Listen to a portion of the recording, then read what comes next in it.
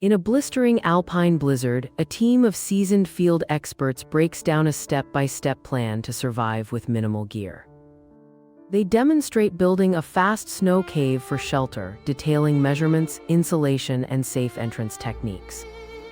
Next, they assess avalanche risk using slope angle checks, wind loading clues, and decision time to move or stay. The instructors show emergency warming methods from body heat management to improvised fuel and radiant heat retention. Finally, they outline a conservative navigation approach using terrain features and the sun to maintain orientation when visibility collapses.